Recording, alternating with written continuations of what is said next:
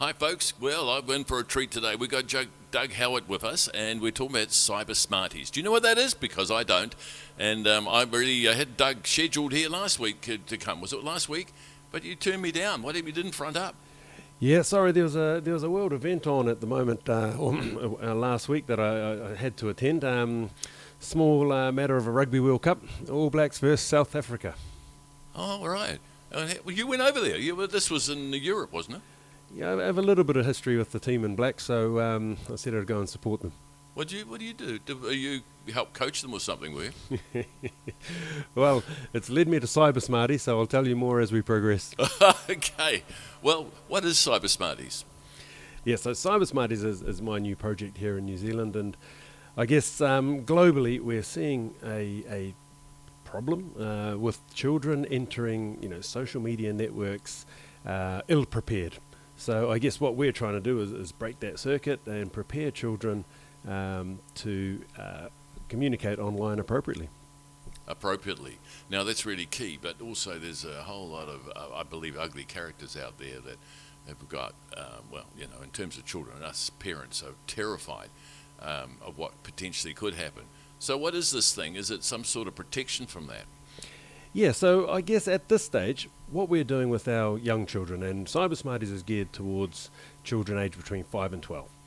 So at the moment, we're thrusting our children into a digital world full of Instagrams and Facebooks and Snapchats and what have you, ill-prepared, ill-equipped. And I guess what you're doing there is you're setting up, children 5, 6, 7, 8, 9 years, whatever it may be, and they're communicating with adults wherever they may be in the world. No filters whatsoever. So I guess what we try and do is we prepare children in a lockdown, closed environment.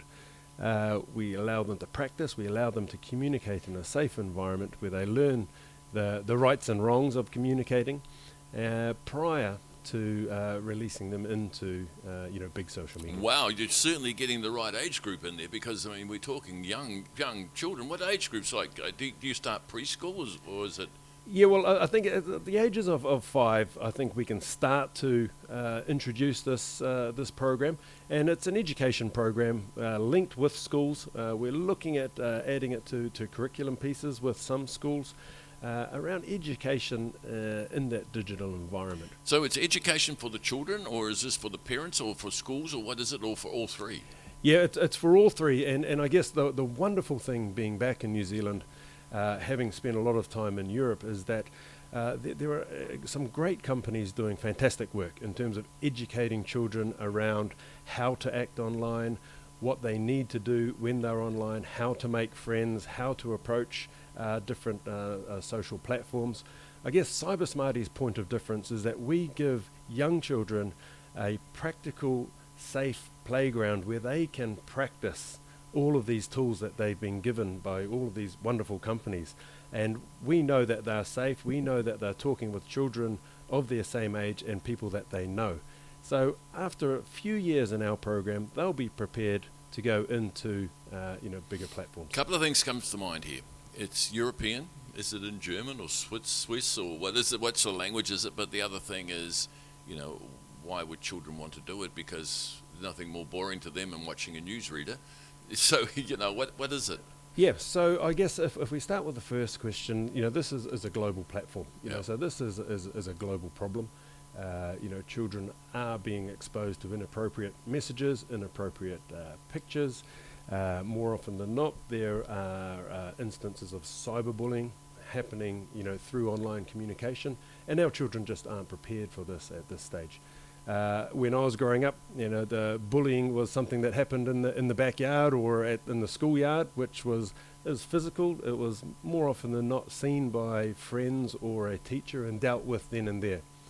But we know that cyberbullying now is more often silent, and it can happen at any time, day or night, through a device of some sort, whether that be a phone, a tablet, or a computer. So all children are accessible at any time, and that's something that we're trying to prepare our children for. Oh man, I've had our daughter's now gone through puberty, right through teenage, and now into late mid-20s. But there was times of her life that we're really worried. Would she be exposed to suicides? All these things, and because cyberbullying can have a real effect, and somebody as young as 4 or 5, like you're doing, Doug. Well, all I can say is, hey, this sounds like an amazing product. Belonging, it gets the attention of the kids, the teachers, and the parents. I mean, you've got a big job ahead of you, Doug. You've got to reassure us that it's safe, but 2, it's going to attract those kids in there.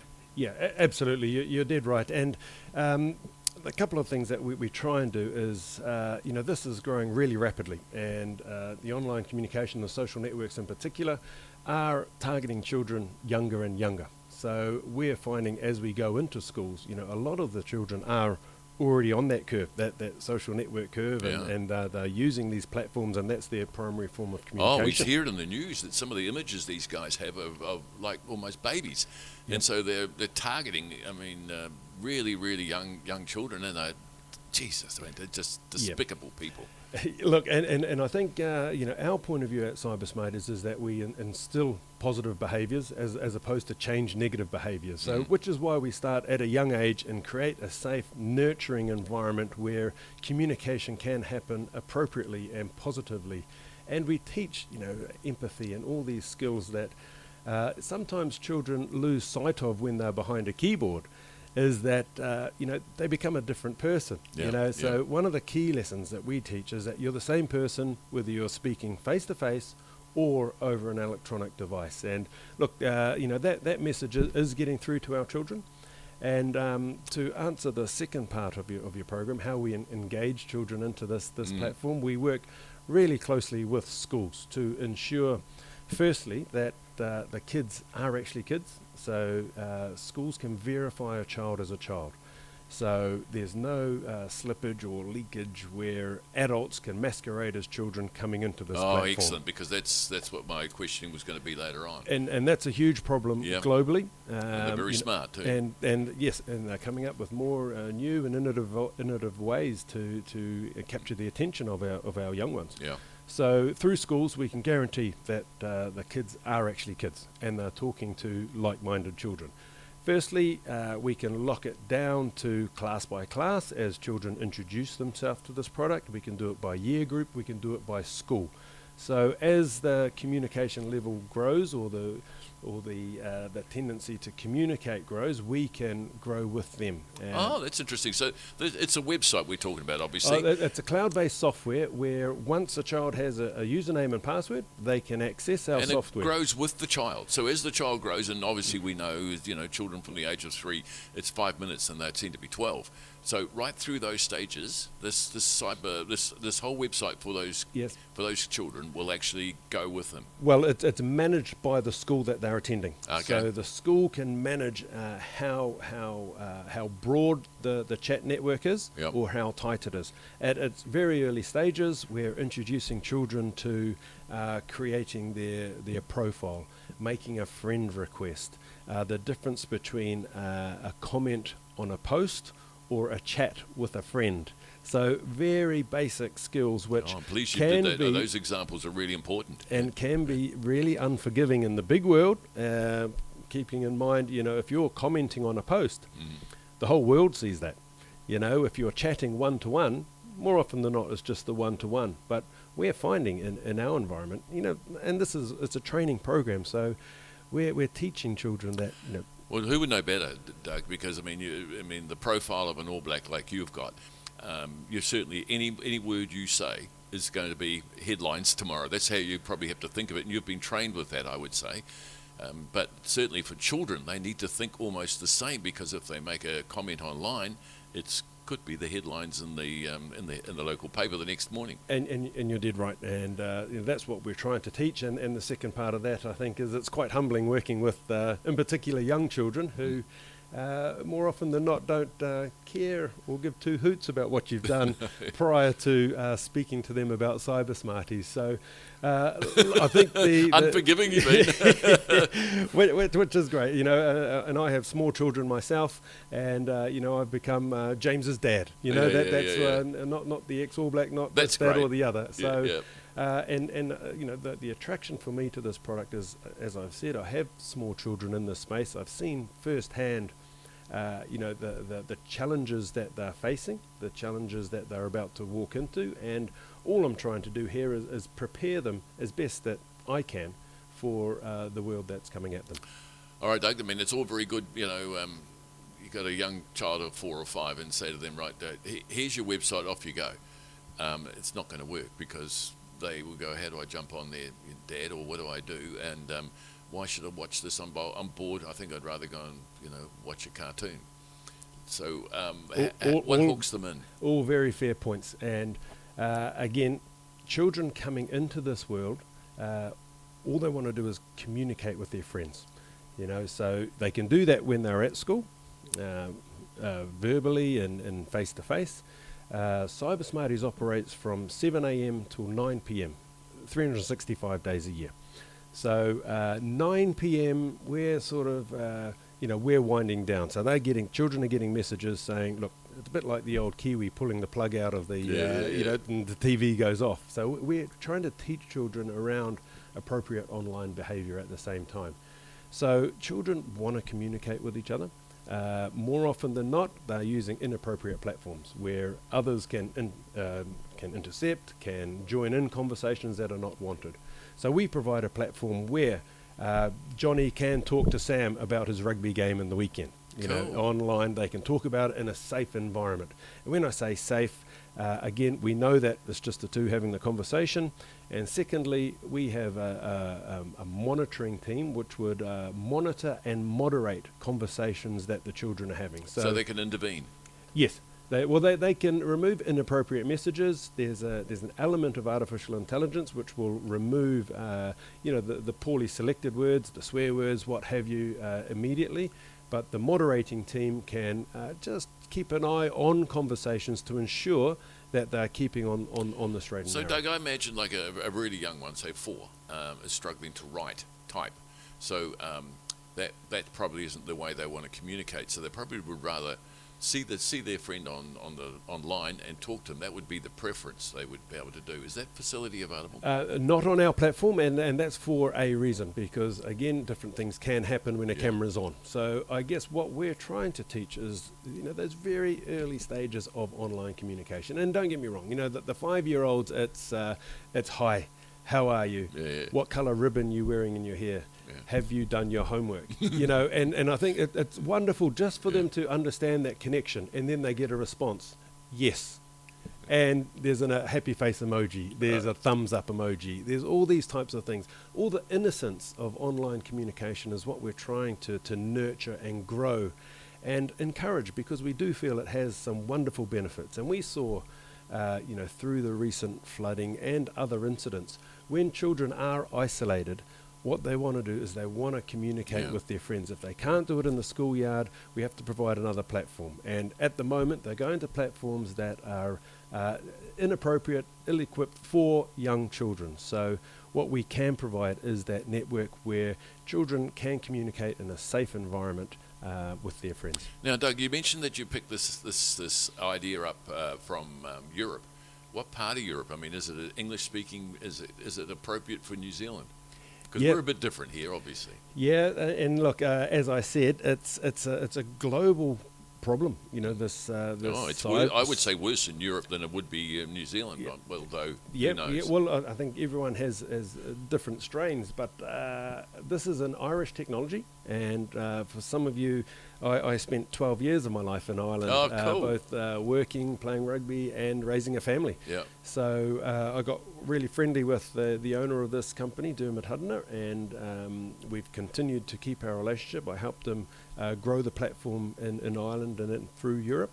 And as I was coming back to New Zealand, I said, look, I know this works, it's proven. I want to do something for our children in New Zealand. And you've got children around about that age group that can use it now, or they've obviously grown since then? Yeah, no, they're right in this cool. target group. So I've got my own testing pod. Invested interest here. This is what we would call it as adults. Yeah, and it's as I've said, it's great, honest feedback that you get from young children. And look, we've adapted and we've grown and we've changed for different geographic locations that we've been to. Yeah. But at its core, helping children communicate with each other in an appropriate manner is what we're doing, and we're starting to change behaviour of how children chat online.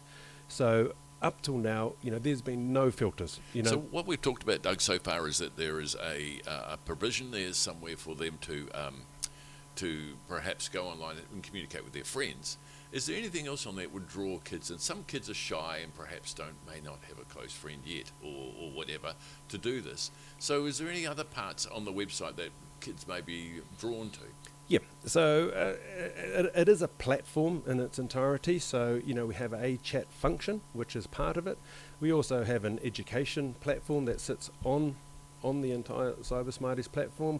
We have, videos, games, age-appropriate content which the children can start to navigate. And I guess what we're trying to do for parents here is let them know if they're giving their device or a computer or a phone to a young one, and they're using the Cyber Smarties platform, is that they're being minded, they're being watched, they can communicate, they can do everything that they'd like to, and we're watching them. That would be a comfort, but you've got to earn obviously the respect and also the confidence of the parent to do that, and that's what this video is about, I guess.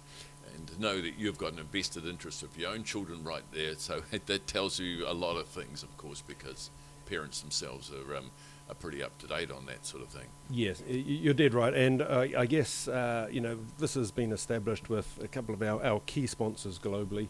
One of them being UNICEF International, who we sit alongside and deployed in certain countries where they feel appropriate. The other is, as an Irish business, we actually sit alongside the National Police Force of Ireland, the Angara Síochána, who have endorsed us in its entirety as their fully safe social platform for children. Well, those are some reinforcing good. That's comforting for anyone to understand that sort of thing. So, and that's good. And I would hopefully in New Zealand that you will pick it up with the local police as well. They'll be endorsing it eventually, and perhaps we could bring a policeman in here one day. In fact, I know one that maybe even be willing to do that, and perhaps that would be quite good. Yep. Doug, is there anything else we should talk about before we move on? Yeah, I'll just touch on that police element. We work really closely with the Irish police. We're starting to build that relationship here in New Zealand. And, more often than not, police are brought in, once hurt and harm has happened.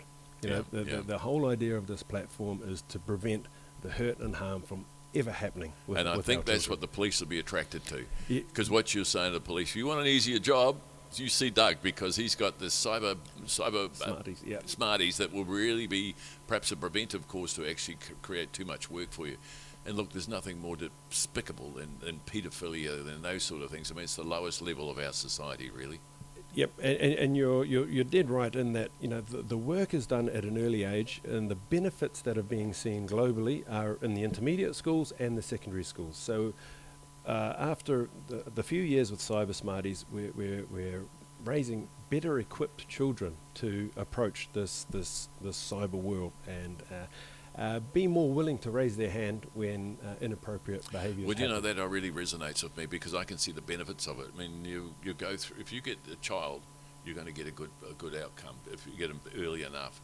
And the way you're doing this, I think it will be really interesting.